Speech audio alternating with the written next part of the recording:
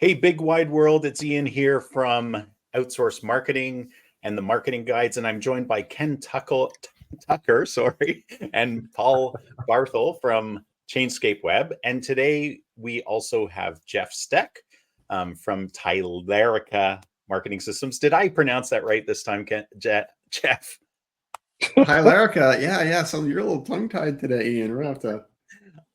This should be load an off of interesting. you. This should be a good podcast. Yeah, we're off to a great start. Well, for our listeners, in this episode, we're going to talk about trade shows. They are back and they seem to be in full swing following their COVID stoppage. Trade shows have been very important in the past. And I think that still continues, but we'll start off our conversation with that.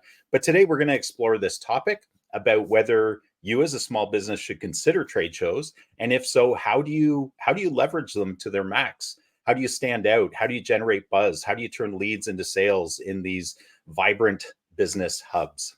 So if you're a small business owner considering investing in trade shows, this is the episode for you. So as I prefaced, I wanted to open this up in a roundtable just to ask the question, are trade shows still relevant? And are you guys seeing them kind of growing again? And I'll start with Ken because he's in the top left for my screen anyways. I don't know if they're growing again. I mean, they are, of course they're growing again because there were none. So yeah, there's growth. Are they One going is more back than to zero? Yeah. Are they going back to what they were before COVID? I honestly don't know the answer to that. What I do know is that about 30 to 40% of the people that I either work with directly or follow are very excited about getting back into the trade show world. The remainder of people really aren't commenting one way or the other, so it's hard for me to say. For a lot of reasons, I can't participate in any trade shows right now and in the foreseeable future. But I do think that for 30 to 40% of the people, I think the hardcore extroverts, they're dying to get back to do live events, and trade shows are obviously a part of that. Yeah. Great points. What about you, Jeff? Yeah, I think they're. Well, let me say this. Let me say it's a qualified yes. I think they're back, but they have morphed a little bit. There's different kinds of trade shows, of course. There's the big, huge industry trade shows in the electronics world, things like Comdex or Consumer Electronics Show. There's the smaller ones, the smaller local ones, local home and garden shows or boat shows or car shows are a good example. And then there's also some industry niche specific ones.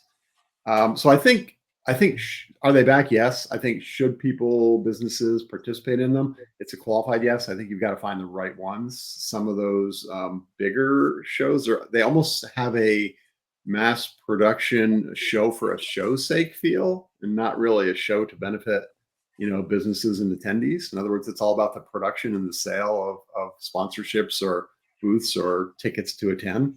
I think you got to be a little careful and qualify the right shows. Yeah, great points. Paul? Nope, they're not. Good show. Talk next week.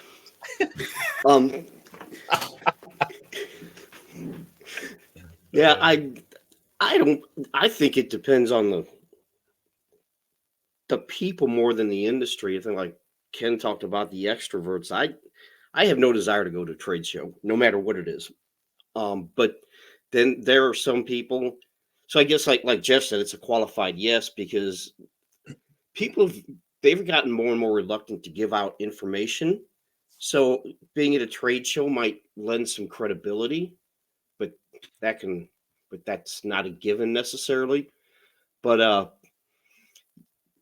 if you have a longer sales cycle, I think it might benefit you more. But yeah, I think you would just have to try it. And if you get results, great. And if you don't, then don't spend the time and money, Yeah, I'll also add that, like anything in marketing, you've got to get in your ideal clients' heads and know if it's something that they value, that they participate in. If you're looking for, CEOs than you go to a conference or a trade show where CEOs are likely to attend. If the CEOs aren't attending, but they're your ideal clients, why would you go to that trade show? Right? So I think you need to, like anything, just because we may not like them or think of them as being great doesn't mean they aren't for your ideal clients. So you got to get back into that perspective of, will your ideal clients, the people that you want to do business with, be at trade shows? And if so, it's another, we talked about omni-channel last time, right? And then trade shows are just one of the channels that you can go to reach your ideal clients.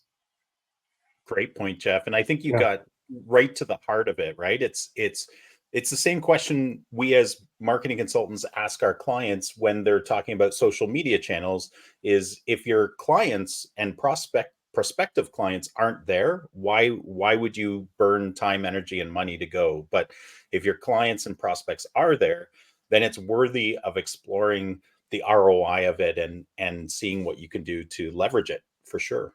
Ken, did you have another point you want to add? Yeah, I mean, I think, just like a lot of things, over the last 3 to 4 years, people have, when things went away and they started looking at, oh my God, it costs that much to do this. People started to get some sticker shock. And, unfortunately, most businesses, and we're going to talk about this, a lot more in this show, they have a very poor strategy of how to get the most out of a trade show. So whether it's the right channel or not, let's set that aside for just a minute until we get to it. I think a lot of people are looking at, oh my God, I had to spend X amount to just get there. Then I had to pay for the hotel. Then I had to pay for the cost of being at the facility, all of the meals and all that kind of stuff. And, when they looked at that price tag and then they looked at what they were getting out of it, rightly or wrongly, I think a lot of people have probably backed off of doing trade shows. And I know I'm not saying that that's the right decision, because I think if you have the right game plan in place, which is what we're going to talk about for the rest of the show, they can be very lucrative.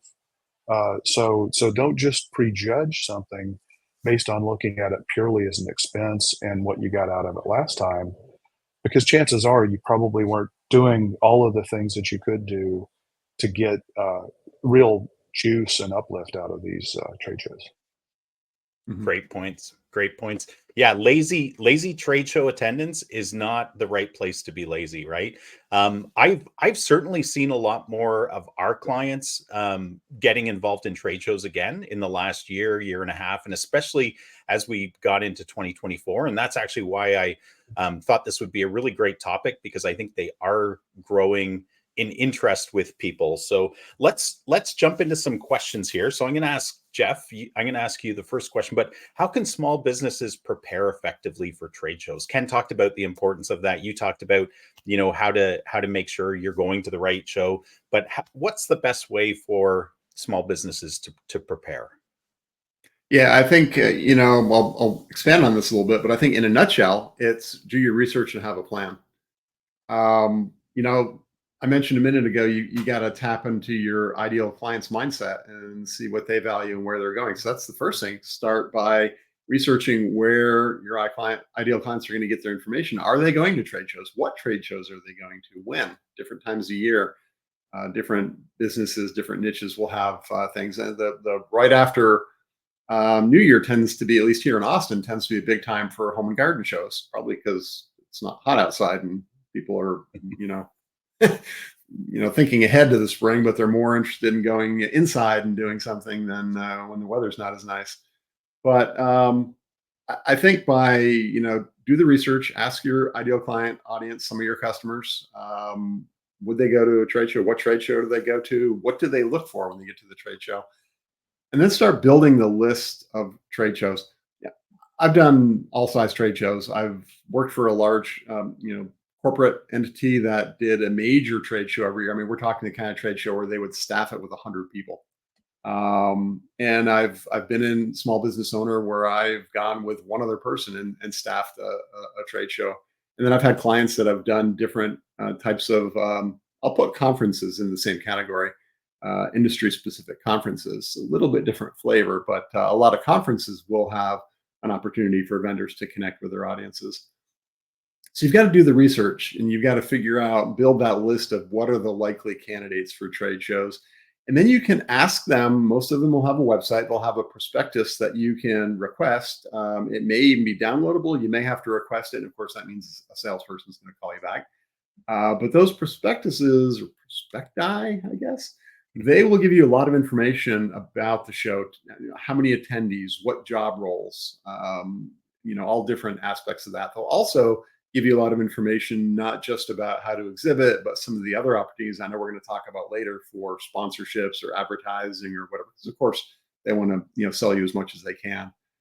But build that list of trade shows, get all the prospectuses, start comparing them, start looking to see, are the people I want to reach really going to be there. I said earlier, if you're trying to reach CEOs, if you're going to a conference that's all HR directors, that's probably not the right audience.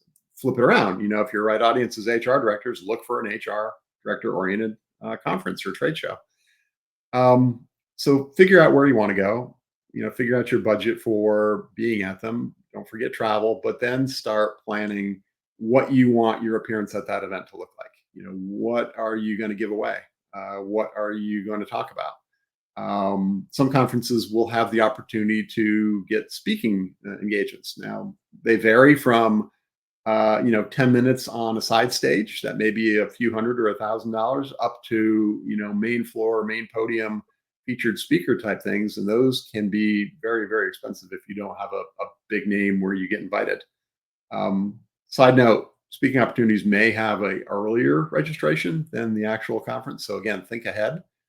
And on that note, lead times, don't plan, next month I'm looking for a trade show. Think 6, 9, 12 months ahead. Think about what you're going to, like I said, look like when you're there. What's your booth going to look like? How's it going to lay out? What are you going to feature? What are you going to do to bring people in to talk to them? I know we're going to talk about that in a few minutes too. Think about how you're going to train your team, how you want to position your business, and then have clear objectives, right? What do you want to get out of it, right? You're going to spend a bunch of money. You're going to go to a show. You're going to, spend time and money on it, and you want to do that for some goal. And it's going to vary business to business. A high-end software, company that has a annual recurring revenue from one sale of $25,000, may only need one sale from a conference or a trade show.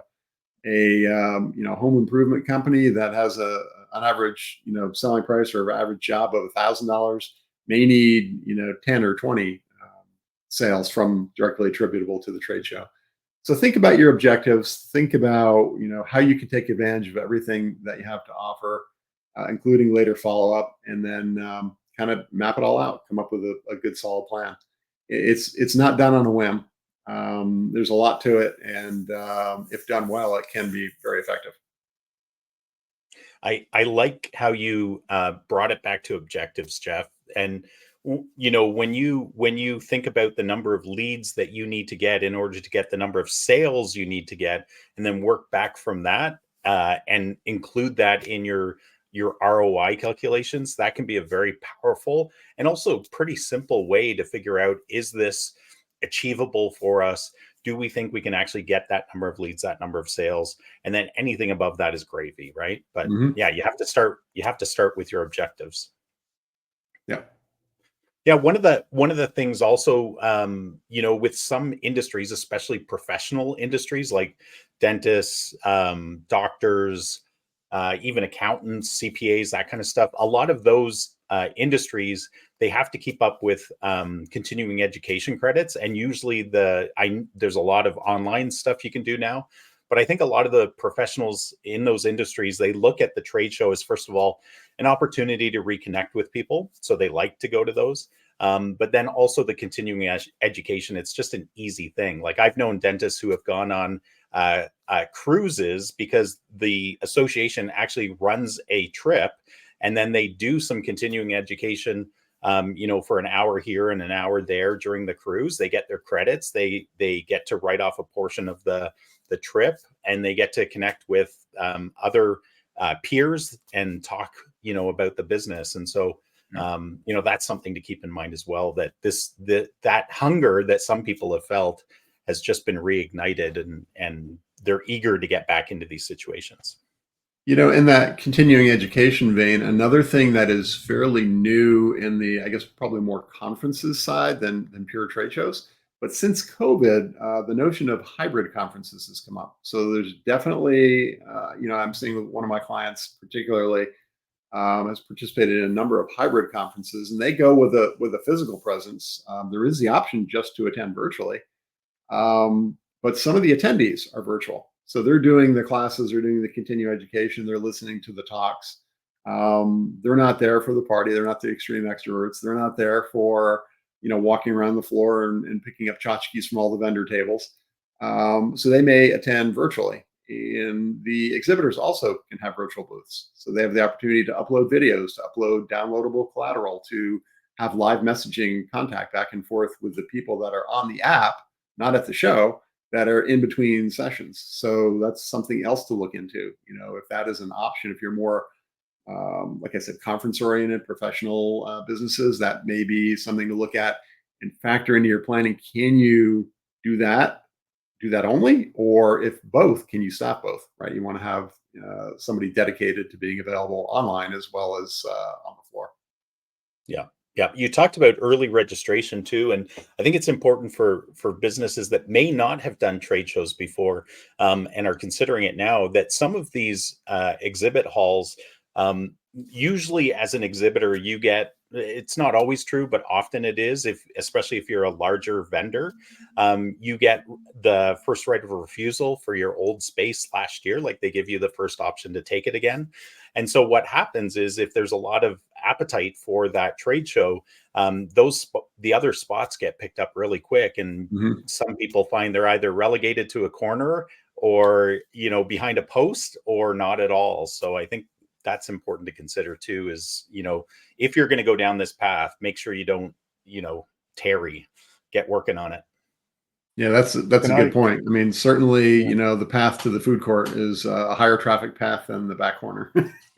Yeah, unless the washrooms are there, and maybe that's okay. Yeah. Also, I want to add, don't forget about part of the value of the trade show is that you're there with other potential strategic partners. Great point. Don't forget about that. Yeah. A lot of people just go there, they hang up their shingle at the booth, and they don't talk to the other vendors or other partners that are there. And yet building a strategic partner network can be maybe the most lucrative thing that could happen out of that trade show, potentially, in some cases. Yeah. So I think I want to jump in with one thought related to that. I think the vendor-to-vendor networking, and certainly the trade show organizers will often create vendor-to-vendor networking opportunities. That's good and powerful. However, if you are going to the trade show but not planning on participating, you just want to walk around and try and sell something to all the vendors there, I would really caution against that. That's known as suitcasing. Frankly, I consider it rude. If I'm at a trade show, I'm paid to be at the trade show to connect with my target audience. I don't want people who don't have any skin in the game at the trade show to just walk up to me and monopolize my time. And in fact, if the trade show organizers catch wind of it, they will probably politely escort you out of the trade show.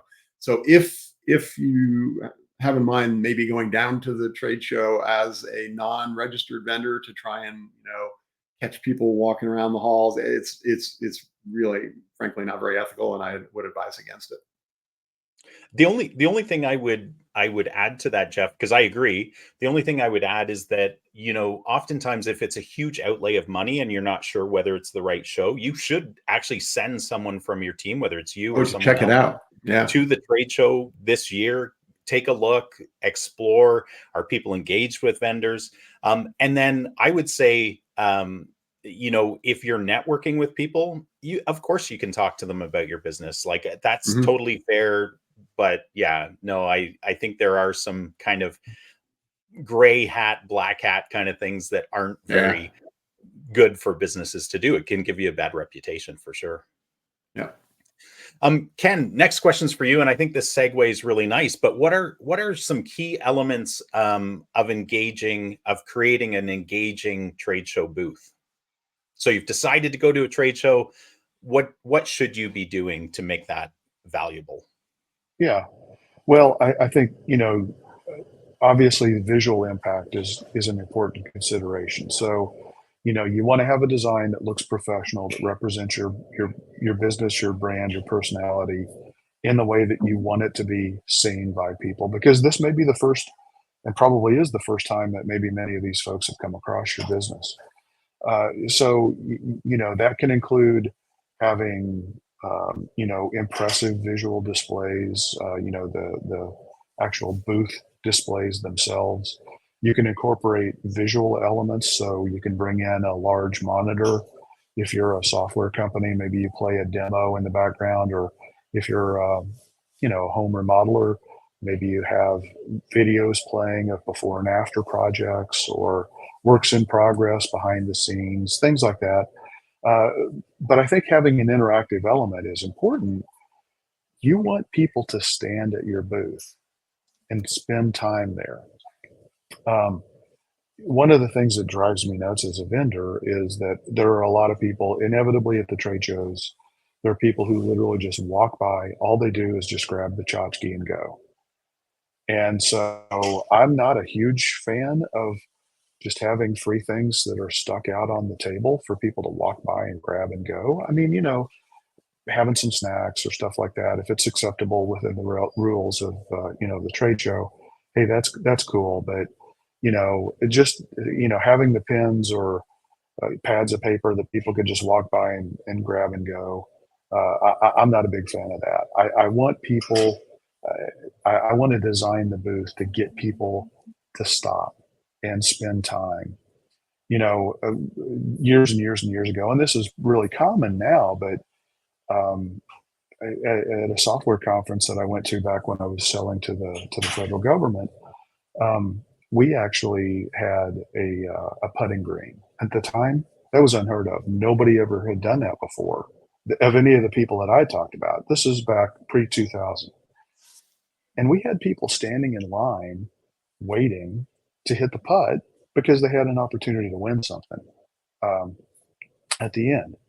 And so, you had a couple of people working the line, just keep people moving through. But then you had somebody who actually could stand there and have a conversation with somebody to learn about why they were there, what was important to them, what problems were they having, was there any opportunity and alignment for us to potentially work with them to help them solve that problem while they were waiting in line.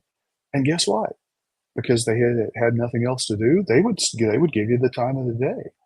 And a lot of trade shows that I've been to, people are in such a hurry that they just fly by. And even if they do have a need, they're just going to keep. Their goal is to go hit as many of the booths as possible.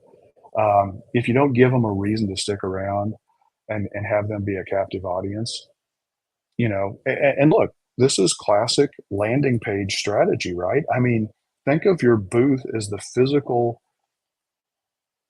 manifestation of a really good designed landing page where people land on it, they spend time on it, and they take the action that you want them to take. Jeff talked about the objectives. What do you want people to do while they're there? Make it clear and obvious. Do you want to book follow-up consultations? Okay. Don't just ask for that. Have people on an iPad book time on your calendar right then and there. They're automatically put into your CRM so you can follow up and nurture with them. Just don't assume, don't have them write it down on a piece of paper. Do it electronically. Send auto reminders. Now it's on their calendar. It's on your calendar. It's going to be much more likely to happen. We've got no-show follow-up sequences if they fail to show up after the fact to try to get them to rebook. There's just a whole series of things. What drives me nuts is most people don't tie a trade show to digital properties, driving them to a landing page on a website where they can download a white paper or a case study or something like that. That's super easy to do. You've got QR codes. You've got NFC cards. As a matter of fact, we've got an NFC business card where people can literally tap their phone on your card, hit a button, and the contact information is automatically saved. It's got a great looking digital business card. that they can take a look at. You can have some additional calls to action, like download our resource guides to help you solve, the top 10 most challenging marketing problems, or whatever it might be in our case. If you ask people to write stuff down at a trade show, that's your enemy, because people are not going to be very likely to do it. And if they do write, maybe you're not going to be able to read their writing, And so now you've got an email address that you captured, but you can't do anything with because it's illegible. So don't make those mistakes. Automate and digitize as much of this as possible. Make it as simple as possible. If you can take advantage of QR codes or NFC technology, which is basically like if you've ever done a tap to pay, or you've ever gotten a hotel room with a key card where you literally just put that key card on the lock and it unlocks. That's the NFC technology. You can do the same thing to get digital transfer of information, like contact information, sending them to a page to write a review for your business, driving them to a landing page that's got all of the essentials that you want to convey to them after the trade show. It just drives me nuts that people don't take advantage of that. Don't make sure. And look, I get it, because some of these trade shows, they're 8 hours long. But don't sit down at the booth. I mean, if anything, get a what's it called? I'm drawing a blank. Not just a chair, but like A stool. a stool. Yeah, a wobble chair. Yeah, get a stool so that at least you're more upright. You look like you're upright as people are approaching, and then you can pop up a lot more quickly than some of us who are getting older trying to get out of a chair. Unless you want that to be part of your act of your trade show, then you can do that. But and don't eat at your trade show booth. Yeah, I've seen exactly. it all the time. Guys mowing down on a burger, and you're like, how unprofessional is that? Yeah. I like standing in the hall a little bit. Don't be obnoxious. Don't get in people's way, but stand there, be ready to greet them. Look like you want them to stop by. Have a smile on your face. Again, there are a lot of people who they literally sit behind a table at a booth, and it's like they're checking their phone, they're reading their emails, they're doing God knows what. They don't look like they really want to talk to anybody. You don't want to send those signals. It's hard enough to get people to stop and give you time at a lot of these trade shows anyway. Yeah. So don't let that happen. I think, again, just to reiterate, have a super easy way to share contact information.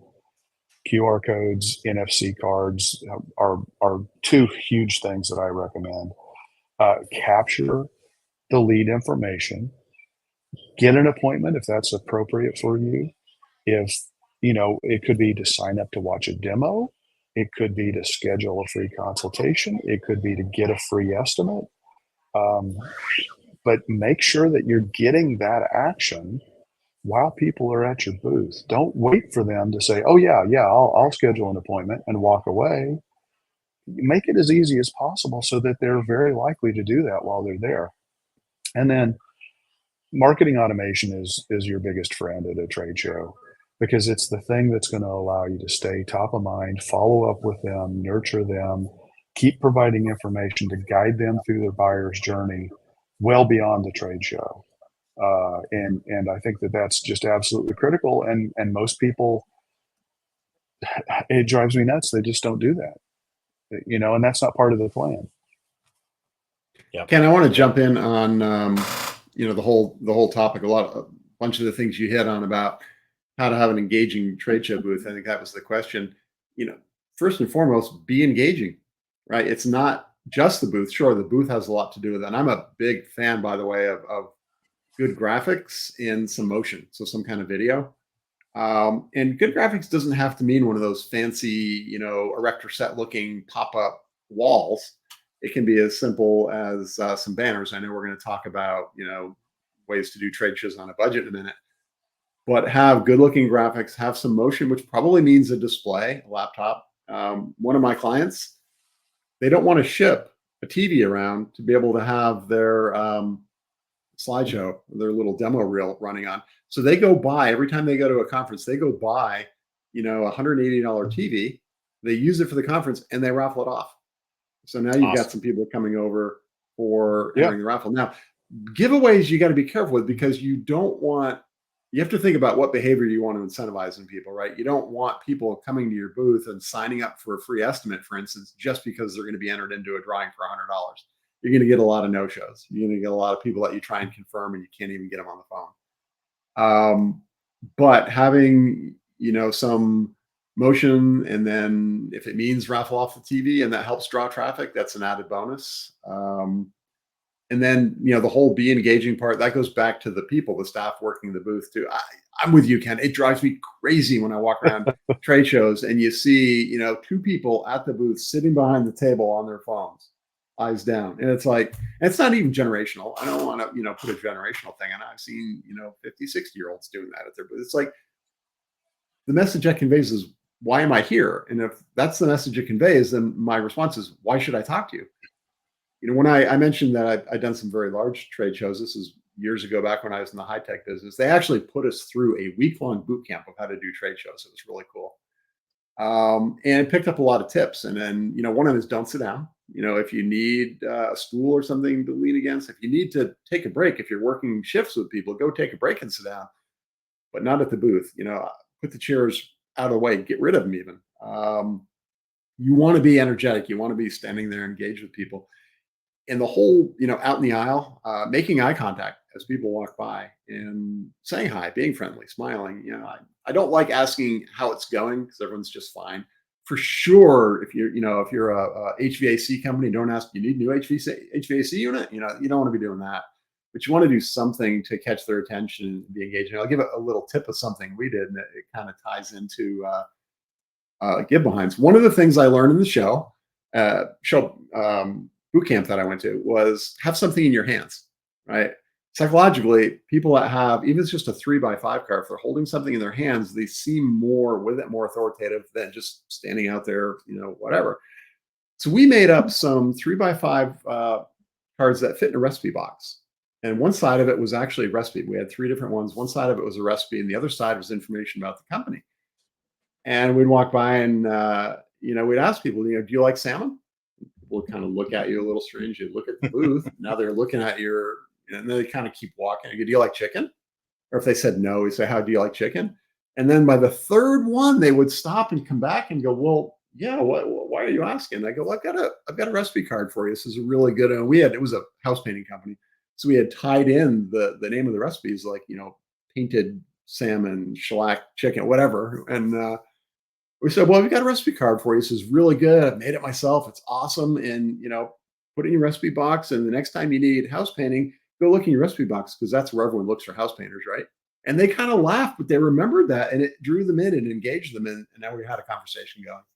So there's a lot of things you can do to be engaging and, a lot of ways to be memorable. And a leave behind is valid, but yeah, don't do pens or stress balls. We joked this high-tech company I was with, one of our competitors was giving away stress balls, and we kind of told people, yeah, you're going to need to go get one of their stress balls if you use their product because you're going to create a lot of stress. Yeah. But, be memorable, have something that when they leave the show, they remember talking to you about the recipe. They remember talking to you about your product, of course, is what you want. They have something that they put in their desk that's a reminder. And then, as you said, really the best outcome is you want to sign them up for something at the show, whether it's a follow-up email or a free estimate, or we're going to send you a white paper or whatever it is. Yeah. Connect with them. Yeah. To the extent that you can, I mean, the giveaway should be something that really represents your business and is a differentiator, Yeah. not just the generic thing that everybody else does. And that requires, like you said, Jeff, planning, doing things in advance, because you might have to do some research to find those things, get them sourced, and then they have to be produced and delivered. Mhm. So that's not just going to happen in a matter of a week or a couple of days. Right. You got to think about all that stuff in advance. And if it can be done quickly, it's going to be expensive. So when we get into budgeting, again, the planning ahead and thinking of sourcing things is going to become important. Absolutely. I'm going to do a little round table question again, and this one's about what strategies. Like Ken, you alluded to this, but let's dig into this as a round table. What strategies can small businesses use to follow up with leads post trade show? And I'm going to start with Paul on this one. So did you skip a question? Nope. Okay. This is a round table, Paul. So this would have been asked of Apoorv, but he's not here today. So I'm round tabling this one. So this is more like what are some strategies to do post-show lead follow-up?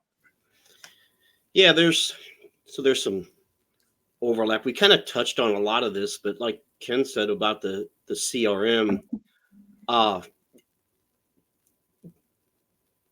spreadsheets and post-it notes aren't going to cut it. Okay, you have to have a way to follow up with people, and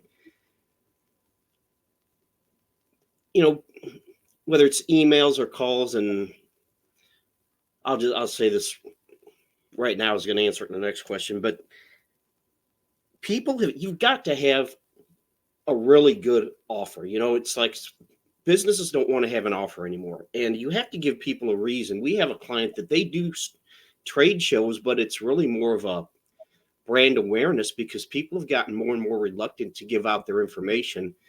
And I blame that on the email spammers and the abusive email marketing, because people don't want to give out their information. And then, they're getting 5 emails a week from you, and that happens. And so you have to really give people a reason to give you their information. But like Ken said, try to schedule meetings, but you can also get a lot of no-shows, which that can happen no matter what your strategy is or how you're doing it. But following up quickly, and this goes back to the automation CRM that Ken was talking about. If you just, and we have a couple clients that do trade shows, and one of them, they had never used a CRM before, and their strategy was to just hand things off to their salespeople, and they take a week and a half to get back to these people, and by that time they've probably moved on. So I think that's one of the biggest things. Great points. What about you, Jeff? Yeah, I think look at the technology that you can leverage, but also have a personal touch. So I think it's a combination. It depends on the type of the show too. If you're at a more professional oriented show, again, I kind of maybe call it more of a conference than a trade show. You might be able to get the attendee list. That's one of the things you want to look at when you're evaluating the shows that you want to go to. If you can get the attendee list, then you can do email follow-up. For sure, you want to be gathering as much information as you can at the booth. Like Ken said, you can have a QR code or an NFC card, and then people can go to a link and give you their information. And you can drip on them. You can enter them into email sequences. If you're having something, say, look, we're making this available only to home show attendees. We don't have it here, but we're going to send it to you, right? That's a way to get mailing addresses or email addresses if it's a digital product to be able to deliver. So it gives them a reason to give you the information. But then also phone calls, right? Especially the people that are engaged in have come to the booth. If it's their business card or if it's someplace you can just make a note, specific follow up with a person and make a note about what you talked about, so that when you call them back on the phone or send them a one-off email, it can be personalized, and that will help facilitate the connection.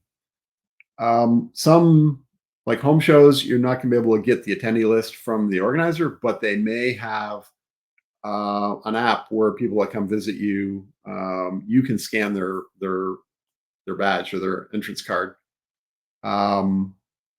Makes it super easy. Yeah. It makes it easy, but you're relying on them, and they probably are charging a little more for it. So you got to look at that.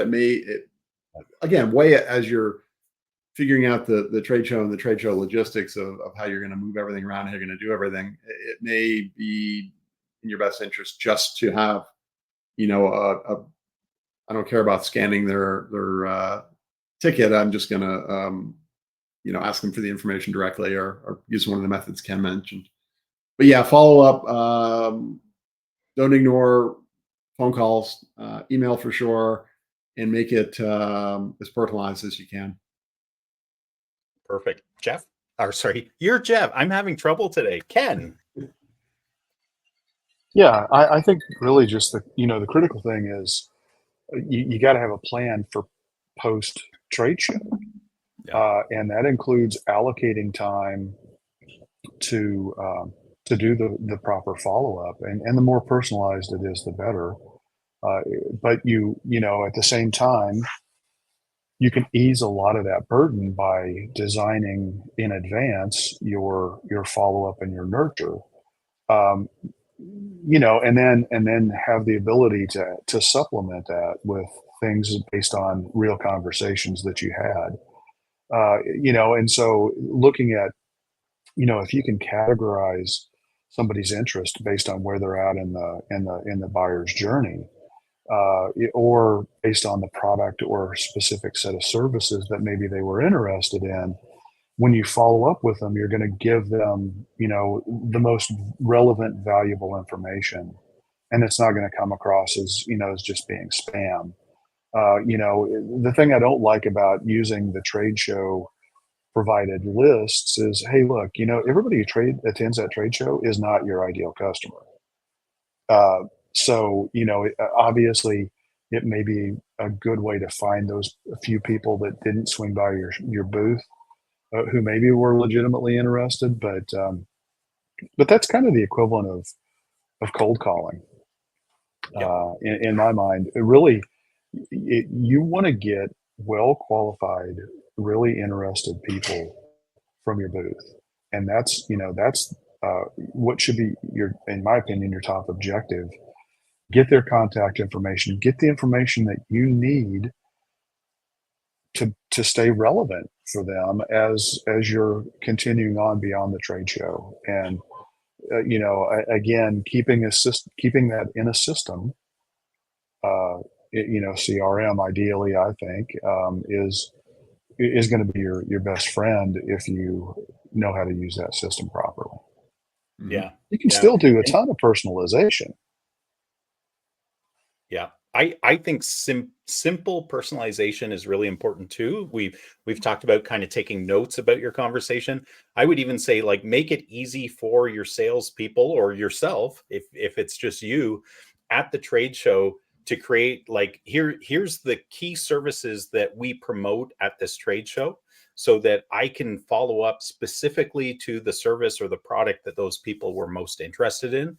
And I find, like, having a segmentation or tagging method is much simpler than trying to then weed through all your notes later. I think the notes are important because that gives it more context and allows you to comment in a more natural way with people when you're following up with them.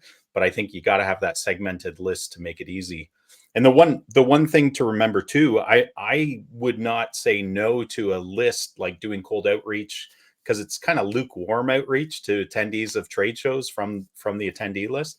But what I would say is just remember, like, every single vendor has access to that list probably. And if there's hundreds or thousands of vendors, imagine the mailbox overload that people are going to be getting shortly after that event. So yeah, two things on that point. And I didn't mean to imply to rely on that list. It's just another resource. But yeah, you typically will have to filter it. The ones that I've seen have included, every registered attendee, every job title, and even speakers and other vendors. So you definitely need to filter it down to the, at least the businesses or job titles that look interesting to you. You don't want to be sending your competitors all of your follow-up information either, giving them ideas. That's a great point, Jeff. The more you can get locally at the booth, the better. Yeah. And Paul, you broached this topic a little bit, but how can small businesses measure the success of their trade show participation? Can you dig into that a little bit more? Yeah, we've kind of touched on all of this. But first of all, what are your objectives for this trade show? And then how many leads did you get? And that can be kind of difficult because, like you said, there's people that they'll talk to you and they might even give you some information, but they're not really interested. So is that really a lead, or is that just somebody wasting your time? But you have to analyze that conversion of leads to sales, which comes down to your return on investment. What do you need to get out of this trade show to make it worthwhile? Keep in mind that the more expensive the product or service you're selling, the longer your sales cycle is, the more you're going to have something in place. Like we keep going back to CRM, some way to track this. Because if you have a 6 or 8 month sales cycle, you're going to have some kind of nurture sequence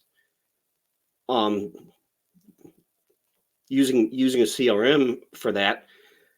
But if you're selling a $30,000 product, you only have to sell one, to get a return on investment. And I think Jeff touched on this. If what you're selling is $500 or $700, then you're going to have to sell more of those to get that return on investment. So keep that in mind when you're planning the whole from start to finish, to nurture kind of sequence. And I'd mentioned that a lot of times, and even Ken touched on this at the beginning, is that a lot of it might just be about brand exposure.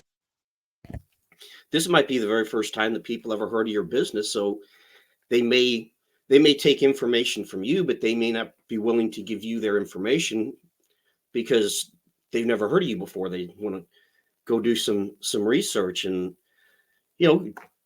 talk to other vendors and attendees. And if you're the owner and you don't attend the trade show yourself, talk to the people that you sent to the trade show.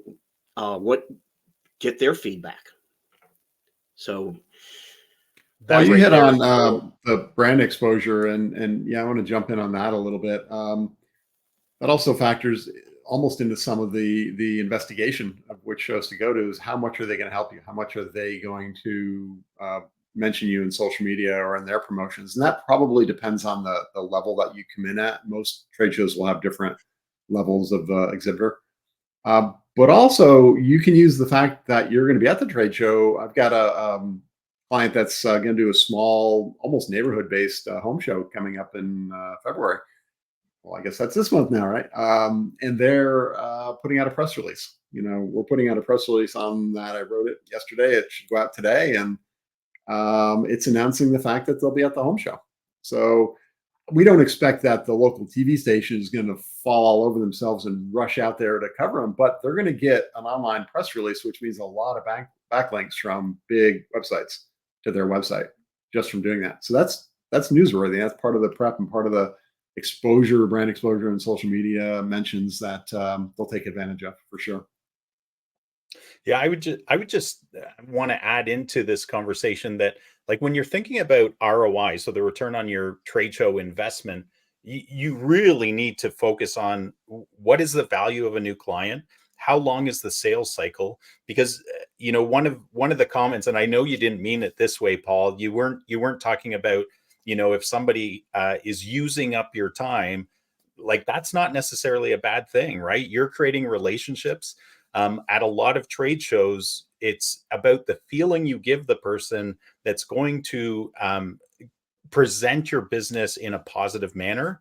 And I've seen it especially in my corporate days, where we would have to coach our sales team that no one who comes to your booth is a bad opportunity, right? Even in some industries where there would be a lot of students who were currently studying to be in that profession, they loved coming by the trade show booths to get the giveaways, right?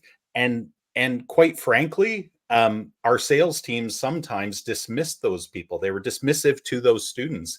But those students are going to be buyers in a year or 2 years or 3 years. And this is a long play. You gotta consider your sales cycle, because your ROI might be much higher than you're giving it credit for sometimes at a trade show. If you're just looking for sales at the show, that might not be the right metric for your business. Great. One thing that comments, I'd guys. like to add too, you know, if you've been around before and you've been to the trade shows in the past, or if you've just been in business for a while and you're at some of these trade shows, inevitably you're going to come across, you know, a past customer. Yeah. So, you know, if you can use the trade show as an opportunity to get live video testimonials, that's a fantastic thing to do as well. So don't forget about those kinds of opportunities. As Jeff talked about, you know, if you're fortunate enough to get a speaking engagement at the trade show, even if it's a 10-minute side stage kind of a thing, again, get people to talk about that. You know, write up a statement, go on camera and do a video of it or whatnot, because that's great during and post marketing material that you can leverage. You know, and so you have a plan and be ready to take advantage of those. So always go to a trade show with, you know, your video equipment and be video ready. And in most cases, you know, you're going to have something. You're going to have your phone. But in other cases, if you want a little bit better production value, you know, be prepared to take a lighting kit with you. You know, and capture those opportunities, especially if you're going to have a speaking opportunity. You know, even if it's just you know, 30-second video clip of you up on the main stage or whatnot, you know, that's huge. Yeah. I'm going to skip a couple of questions, the round table questions, guys, because I think we've answered most of those. And I'm just going to jump down and you guys can pull any of your comments from those questions that you wanted to insert.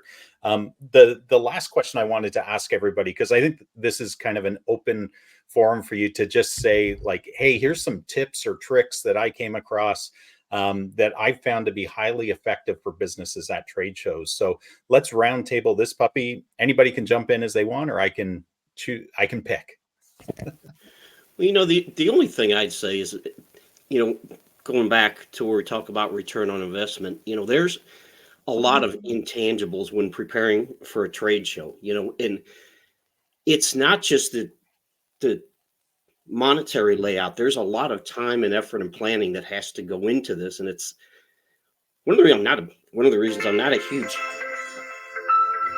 fan of trade shows. Sorry about that. Turn that. I thought you were going to be making a big announcement. That's right. I was, but you know, there's a lot of things that go into, a lot of planning and time that go into these things. So make sure that you're keeping that in mind. And if I can just add to that, like, just because I, like you, Jeff, I used to do corporate marketing and trade show management and that kind of stuff. And some of the biggest issues are logistical issues that if you plan properly, everything runs smoothly. But make sure you have your shipping figured out ahead of time for your booth. If you're crossing a border, make sure you have the brokerage, customs brokerage stuff filled out properly and way ahead of time. Have some storage space set up for your booth and your tchotchkes and everything, because that's really important. We've had it where back in the day, we did some cross-border events. A trade show booth didn't show up. Luckily, we had sent our sales team with some pop-up banners. They gathered some chairs from around the hotel. They gathered some plants. They created a little sitting space for clients. But stuff like that, like, you just have a contingency, because you never know. Stuff happens, you know, things go missing. But planning. Yeah. Yeah, I was going to advocate don't pack everything into one box, either split shipments. Good point. or plan on, if you can, plan on taking some as a carry on. Put it in the car, carry it on the plane if you're flying. Yeah, I had a client. Everything was in one box, and they shipped it early. It should have gotten there in plenty of time, and it showed up a week later after the show. So yeah, they were, Horrible. needing that box of things that we could get there right away.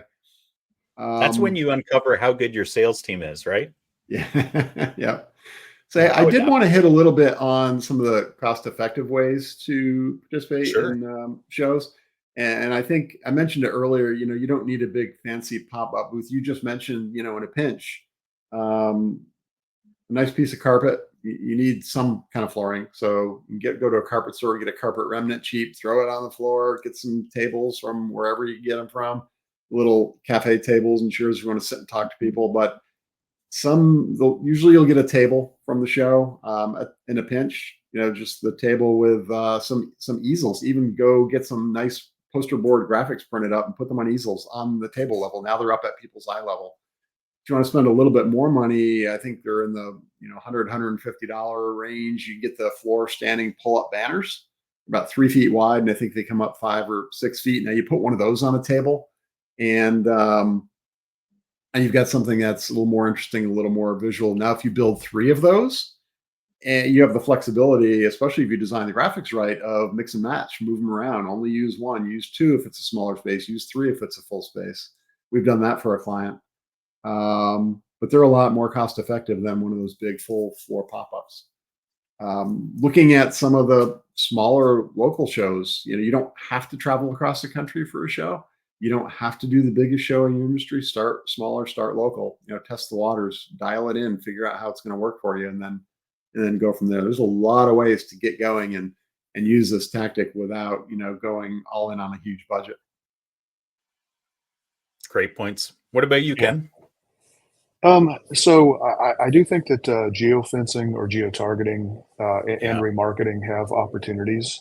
Oh yeah. Huge. There's a lot of nuances Can you that you can have you to deal describe with. what that is, Ken? Well, so I mean, for one thing, you can draw a digital boundary around a location, and anybody who goes into that location, you can capture their typically something like their phone advertising ID. Yeah. You'll never know who that person is individually, but you'll have that phone ID, and the advertising system will allow you to deliver ads to people who were within that boundary that you set up digitally and anybody who goes in and out of that is going to be captured.